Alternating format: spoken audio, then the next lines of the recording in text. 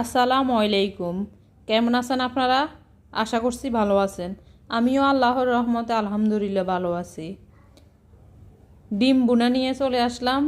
আসলে কোথাও বেড়াইতে গেলে পরে আসার পর আর কিছু করতে ভালো লাগে না, তো চটপট এই ডিম বুনাটা করে খেতে পারেন।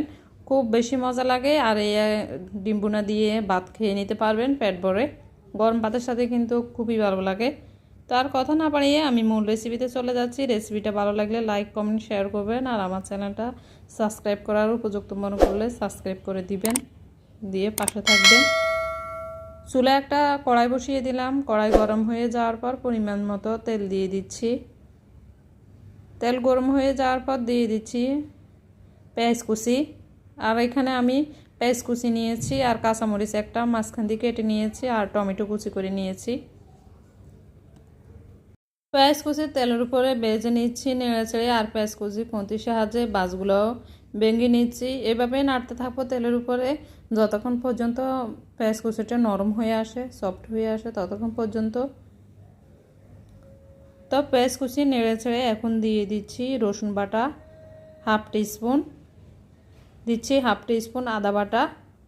রসুন বাটা আদা বাটা দিয়ে আমি নেড়ে দিচ্ছি।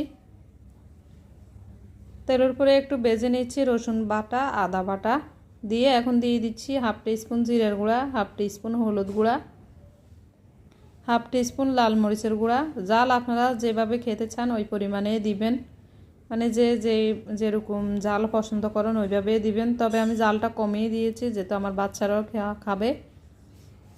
তো মশলাটা আমি একটু তেলের উপরে ভেজে নিয়ে এখন দিয়ে দিচ্ছি টমেটো কুচি।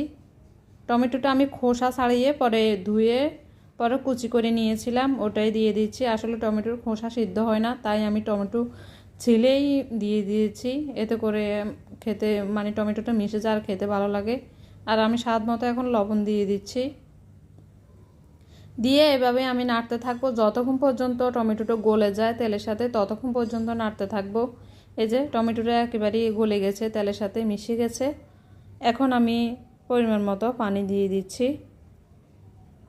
পানি আমি আর দিব না, যতটুকু দরকার একেবারে একসাথেই দিয়ে দিয়েছি ততটুকুই পানি দিয়ে আমি খুব ভালো করে নেড়ে ছেড়ে মশলার সাথে মিক্স করে নিচ্ছি পানিটা।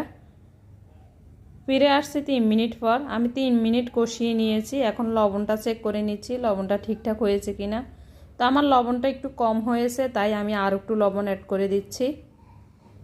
তো আপনারাও এভাবে লবণটা চেক করে নেবেন, আর কম হলে দিয়ে দিবেন, ঠিকঠাক হলে আর দেওয়ার দরকার নেই। তবে লবণটা একটু বেশি করে দিবেন, এতে করে ডিমে টেনে নেবে, তো তাই।